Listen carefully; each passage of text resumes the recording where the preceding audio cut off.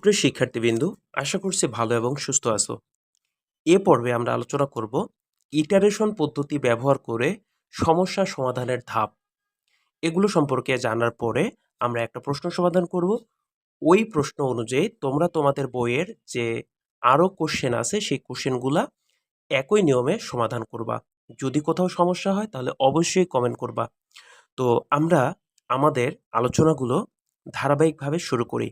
তো সুপ্রিয় শিক্ষার্থী, আমাদের ইটারেশন পদ্ধতি সমাধান করার ক্ষেত্রে প্রথমত আমাদের যে সমীকরণটা দেওয়া থাকবে, ঠিক আছে, ওই সমীকরণটাকে ফার্স্ট অফ অল ধরে নিতে হবে। তাহলে আমাদের ১ নাম্বার ধাপ হলো, ঠিক আছে, যে F of x equal two সমীকরণটা, মানে যে সমীকরণটা দেওয়া থাকবে সেটা আর কি আমরা ধরে নিব।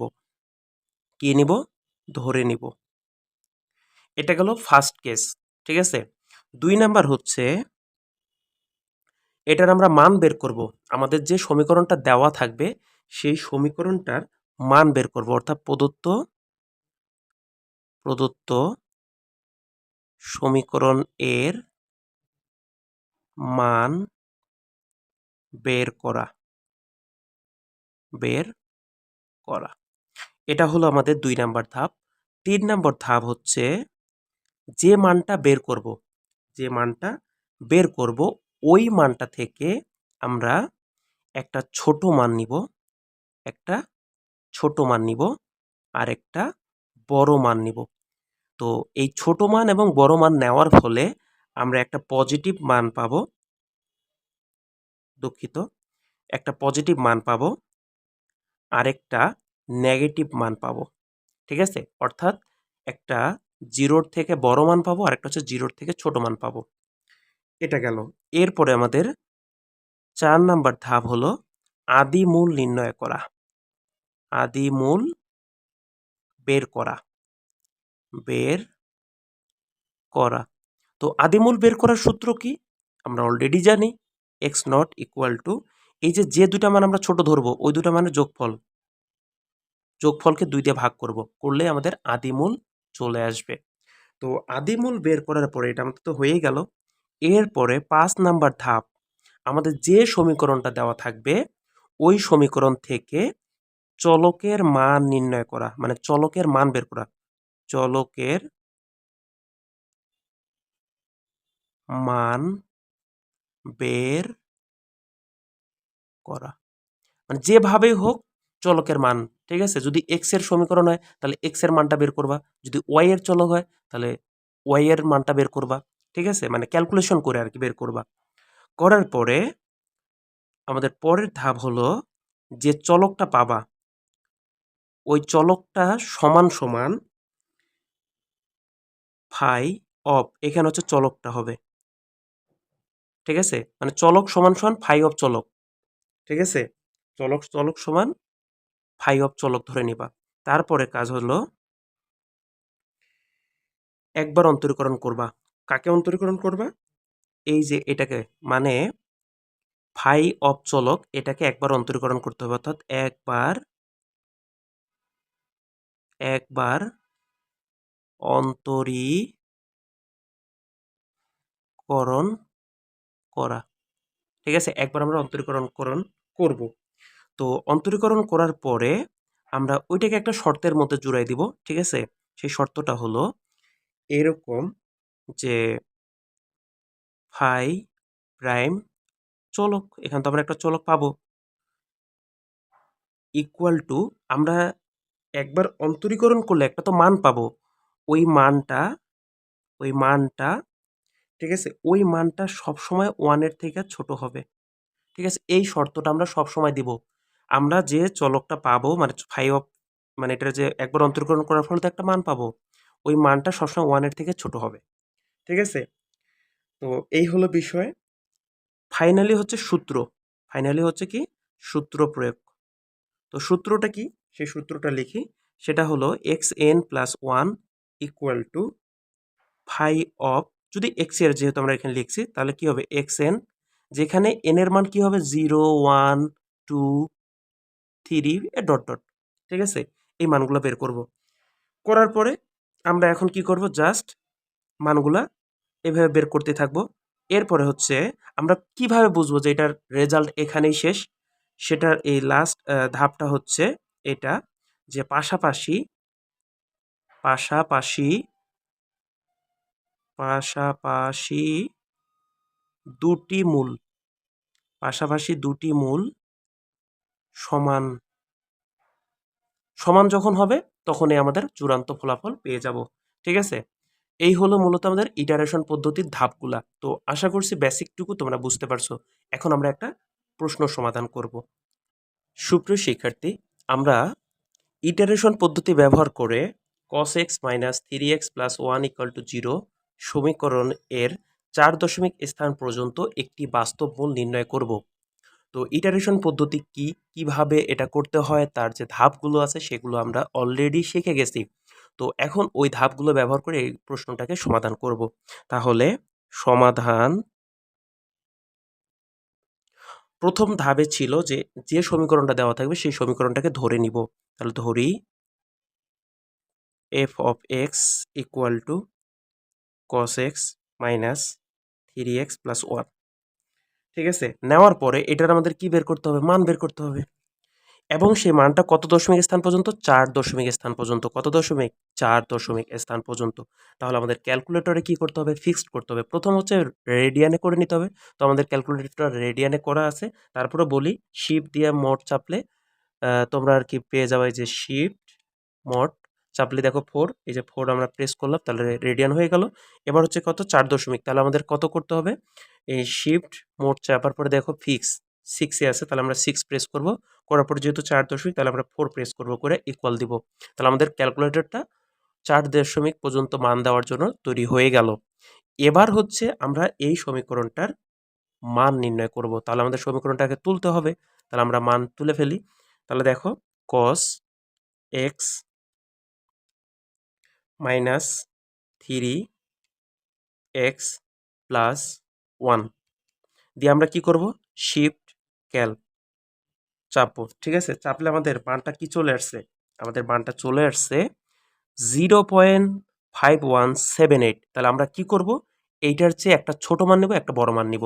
তাহলে এইটার চেয়ে একটা ছোট মান কি? 0। তাহলে আমাদের f অফ 0, 0 জন্য যদি আমরা মান বের করি তাহলে আমরা কি করব? ক্যাল দিয়ে 0 চাপবো, 0 0 চাপলে আমাদের একটা রেজাল্ট আসবে, দিয়ে ইকুয়াল চাপবো। তাহলে দেখো আমাদের কি আসছে? মান আসছে 2। ঠিক আছে, 2।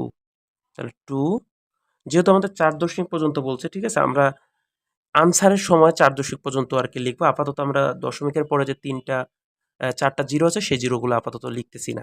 ঠিক আছে, তাহলে আমাদের একটা মান পেলাম, সেটা কি? 0-র থেকে বড়। এরপরে হচ্ছে এখানে যদি 0 না হয় অন্য কিছু থাকতো তাহলে অবশ্যই আমি লিখতাম। ঠিক আছে, এবার হচ্ছে আমরা যে মানটা আসছিল 0.5178 ওইটার থেকে বড় কি? 1। তাহলে আবার আমরা ক্যাল চাপবো, চাপার পরে 1 দিয়ে ইকুয়াল চাপবো। তাহলে আমাদের এখানে একটা মান আসবে, দেখো একটা নেগেটিভ মান চলে আসছে। ঠিক আছে, তাহলে আমাদের এখন লিখবো f অফ 1 ইকুয়াল টু মান যেটা আসছে সেটা আমরা লিখে দিব। মানটা কি আসছে? মাইনাস 1.4597, যেটা কি 0-র থেকে ছোট। তাহলে আমরা কি দুইটা মান পেয়ে গেছি? একটা হচ্ছে 0-র থেকে বড় আর একটা হচ্ছে 0-র থেকে ছোট। একটা পজিটিভ মান, একটা নেগেটিভ মান আমরা পেয়ে গেছি। তো এখন আমরা যে কাজটা করব সেটা হচ্ছে কি, এটার আদিমূল নির্ণয় করব। এটার কি বের করব? আদিমূল বের করব। ঠিক আছে, তো আদিমূল বের করে কিভাবে? এই 0 এবং 1 এই দুটো যোগ করে 2 দিয়ে ভাগ, কারণ এই দুটো মান বসানোর ফলেই কিন্তু আমরা একটা পজিটিভ একটা নেগেটিভ মান পাইছি। ঠিক আছে, তাহলে আমাদের আমরা এর আগে এইটাকে লিখে ফেলি, 0 এবং 1 এর মধ্যে একটি বাস্তব মূল বিদ্যমান। 0 ও 1 এর মধ্যে অন্তত একটি বাস্তব মূল বিদ্যমান। বাস্তব মূল বিদ্যমান। ওকে, এটুকু আমরা লিখে ফেলবো। আচ্ছা, এবার হচ্ছে আমাদের সমীকরণ যেটা আছে এখান থেকে বাস্তব মূল, তাহলে আমরা এখান থেকে আদিমূল নির্ণয় করি। আদিমূলটা এখনই নির্ণয় করি, পরেও নির্ণয় করা যাবে, কোনো সমস্যা নেই। তাহলে x নট ইকুয়াল টু আমাদের হবে কি? 0 এবং 1 যোগ করব, করে 2 দিয়ে ভাগ করে দিব। তাহলে 0 প্লাস 1 ডিভাইডেড বাই 2 করলে আসবে কত? 0.5। এই মানটা আমরা বের করে রাখলাম, পরেও বের করা যাবে, আপাতত করে ফেললাম। ঠিক আছে, এবার হচ্ছে আমাদের ধাপ অনুযায়ী যে সমীকরণটা দেওয়া থাকবে ওইটার থেকে চলকের মান নির্ণয় করা, মানে চলকের মান বের করতে হবে। তাহলে দেখো, তাহলে ওই চলকের মান কিভাবে বের করব? তাহলে দেখো যেটা থাকবে মানে এই যে আমাদের যে সমীকরণটা দেওয়া আছে, দেখো যে সমীকরণটা দেওয়া আছে এখান থেকে আমরা চলক আমার কি x, তাহলে আমাদের x এর মান বের করব। তাহলে প্রদত্ত সমীকরণ তোমরা লিখতে পারো চাইলে। তাহলে আমরা ডিরেক্টলি লিখতেছি cos x 3x plus 1 equal to 0, বা আমরা এখান থেকে 3x equal to cos x plus 1, বা আমার তো চলকের মান বের করতে হবে x, তাহলে ডিভাইডেড বাই আমার এখানে হচ্ছে কি cos x plus 1 divided by 3। তাহলে আমরা কি চলকের মান পেয়ে গেছি। এবার আমরা কি করব, আমরা এটাকে এবার ধরে নিব যে x ইকুয়াল টু কি ফাই অফ চলক। তাহলে আমরা ধরি x ইকুয়াল টু, এটাকে আর কি বের করে লিখতেছি, সমস্যা নেই, তোমরা এইভাবে লিখলেও রাখতে পারো। এইটা সমান সমান আমাদের ধরে নিতে হবে কি ফাই অফ চলক কি আমার x, তাহলে এখানে চলক চলে আসলো। ঠিক আছে, এবার আমাদের কাজ কি, পরের কাজ হলো সেটা হলো যে আমরা এইভাবে লিখবো phi of x equal to আমাদের কত 1/3 cos x প্লাস 1। এখন আমাদের এটার কি করতে হবে, একবার অন্তরীকরণ করতে হবে। ঠিক আছে, তোমরা এখানে বা লিখো, হ্যাঁ এইভাবেও লিখতে পারো, কোনো সমস্যা নেই। তাহলে phi prime of x equal to, ঠিক আছে, তাহলে এটার আমাদের কি হবে, cos x এর অন্তরীকরণ কি মাইনাস সাইন, তাহলে আমরা ডাইরেক্ট লিখতে পারি 1/3 মাইনাস 1/3, আর 1 এর করলে 0 হয়, এটা দরকার নেই, তাহলে আমরা লিখতে পারি সাইন এক্স। ওকে, তাহলে আমরা কি করলাম, এটা একবার অন্তরীকরণ করে ফেললাম। এখন আমাদের এই অন্তরীকরণটা কি হবে, 1 এর থেকে এর যে মানটা আছে সেটা থেকে কি হবে, ছোট হবে। তাহলে আমরা এখন লিখবো সুতরাং modulus phi prime of x equal to, এটার যে মানটা, এই মানটা কি হবে 1 এর থেকে ছোট হবে। ঠিক আছে, 1 এর থেকে ছোট হবে। তোমরা এখন এখানে এক্স এর জায়গায় যে কোনো মান বসায় দাও ক্যালকুলেটরে, দিয়ে দেখবা যে সেটা 1 এর থেকে ছোটই হবে। ঠিক আছে, তাহলে এবার আমরা লিখবো, আমরা জানি ইটারেশন পদ্ধতি, আমরা জানি ইটারেশন পদ্ধতি, ইটারেশন